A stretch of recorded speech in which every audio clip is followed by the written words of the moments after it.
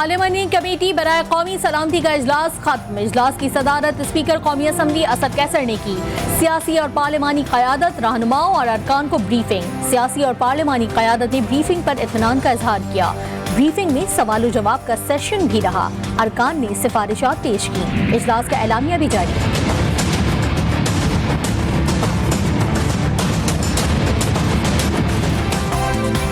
कौमी सलामती की पार्लियामानी कमेटी का बंद कमरा इजलास। अफगानिस्तान की बदलती हुई सूरत हाल, भारत और मकबूजा कश्मीर से मुतल्लिक उमूर पर गौर किया गया।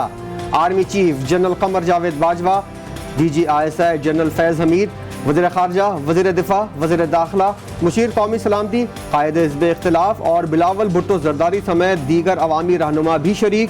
वज़ीर आज़म इमरान खान इजलास में शरीक नहीं हुए। कैमरा में सारी गुफ्तगू हुई तो मैं तो वैसे तो सर आप मुतमईन हैं? ब्रीफिंग बहुत अच्छी थी, कॉम्प्रिहेंसिव। शहबाज शरीफ कहते हैं मौजूदा सूरत हाल पर ब्रीफिंग इत्मीनान बख्श है। बहुत से मामलात पर ब्रीफिंग दी गई। बंद कमरा इजलास था, इसलिए तफसीलात नहीं बता सकते। सहाफी ने सवाल किया कि अमरीका को अड्डे न देने से मुतालिक बयान पर क्या कहेंगे। शहबाज शरीफ ने कहा वो तो आपको मालूम है। इमरान खान की अदम शिरकत पर सहाफी के सवाल का जवाब नहीं दिया।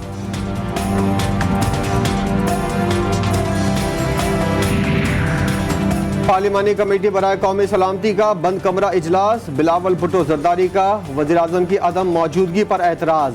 कहा कौमी सलामती के अहम इजलास में इमरान खान की मौजूदगी ज़रूरी थी। हुकूमती रुकन ने जवाब दिया, हमें ये तासुर मिला कि वज़ीर आज़म की आमद पर हिज़्ब इख्तिलाफ को एतराज़ है। आला सतह के इजलास से सियासत का मुस्तकबिल तब्दील हो जाएगा। वजीर दाखिला शेख रशीद की पेशगोई। कहा पाकिस्तान में अब मुल्क की सालमियत की बुनियाद पर सियासत होगी। हिज़्ब इख्तिलाफ भी हुकूमत के साथ मिलकर एक नई राह पर चलेगी।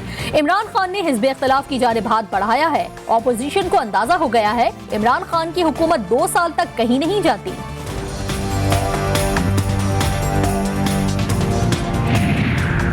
अमरीका से अच्छे ताल्लुकात हैं, लेकिन इसका ये मतलब हरगिज़ नहीं कि हमारी कोई इज्जत नफ्स नहीं है। वज़ीर ख़ारजा शाह महमूद कुरैशी कहते हैं भारत के साथ अमन चाहते हैं मगर कश्मीर से आंखें नहीं चुरा सकते। वज़ीर आज़म ने हुकूमती पॉलिसी वाज़े कर दी है। अगर भारत मकबूजा जम्मू और कश्मीर में हालात मामूल पर लाता है तो हम बातचीत को तैयार हैं।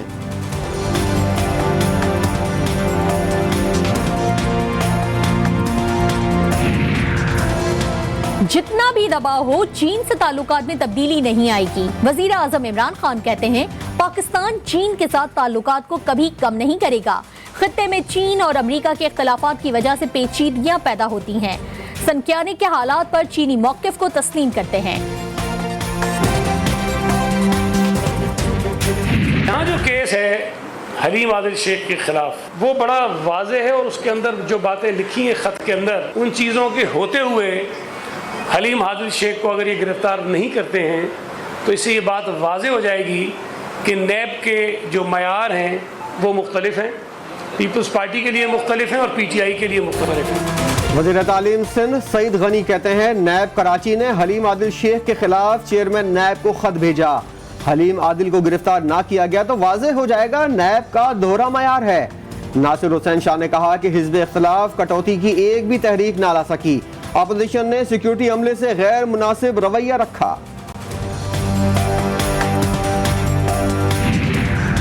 कौमी एहतिसाब ब्यूरो ने सईद गनी का बयान मुस्तरद कर दिया। नैब के मुताबिक वजीर तालीम सिंध का बयान खुर्शीद शाह और एजाज जाखरानी के मुकदमात पर असरअंदाज होने की कोशिश है। जेर समात मुकदमात में आवाम को गुमराह करने पर कानून अपना रास्ता खुद बनाएगा।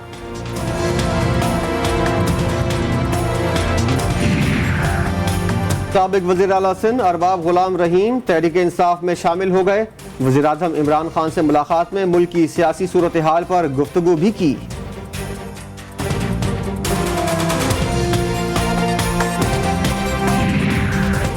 कोयटा में एयरपोर्ट रोड पर पार्क के करीब धमाका। 6 सिक्योरिटी एहलकार जख्मी हो गए। जख्मियों को अस्पताल मुंतकिल कर दिया गया। पुलिस और सिक्योरिटी फोर्सेस ने इलाके को घेरे में ले लिया।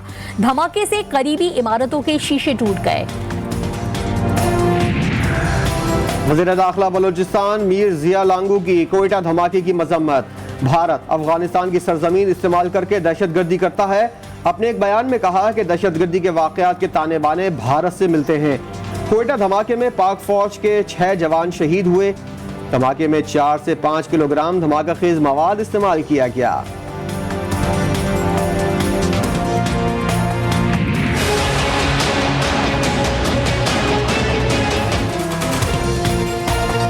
एडिशनल आईजी कराची के दावे धरे के धरे रह गए। शहर में डाकू राज बरकरार। जून के महीने में स्ट्रीट क्राइम और पुरतशद्दुद वाकयात में 18 अफराद जिंदगी से महरूम हो गए। 70 अफराद मुल्जिमान की गोलियों से जख्मी हुए। घरेलू झगड़ों में 5 खवातीन समेत 10 अफराद लुक़्मा अजल बन गए।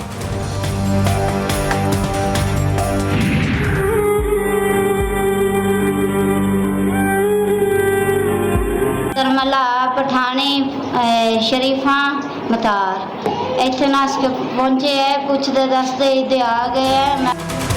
कम उम्र लड़कियों को अगवा किया जाता है, पहले ज्यादती की जाती है और फिर फरोख्त कर दिया जाता है। महक नामी लड़की के दिलखराश इंकशाफात ने शेखुपुरा में जारी गैर कानूनी कारोबार से पर्दा उठा दिया। फिरोजवाला के मुख्तलिफ इलाकों में कमसिन बच्चियों को अगवा के बाद 2 से 4 लाख रुपए में फरोख्त कर दिया जाता है।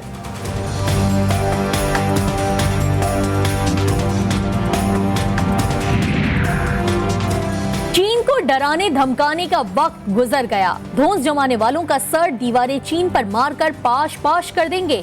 चीनी सदर का वाज़े पैगाम।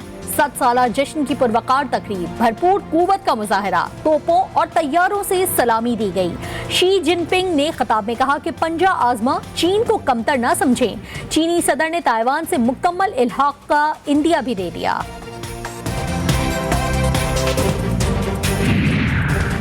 गर्मी की शिद्दत ने शुमाल मगरबी अमरीका और कनाडा में क़यामत बर्पा कर दी। गर्मी की लहर से मरने वालों की तादाद 500 से जायद हो गई। सबसे ज्यादा हलाकतें ब्रिटिश कोलंबिया के इलाके में हुई। कई इलाकों में दर्जा हरारत 49 डिग्री सेंटीग्रेड तक जा पहुंचा।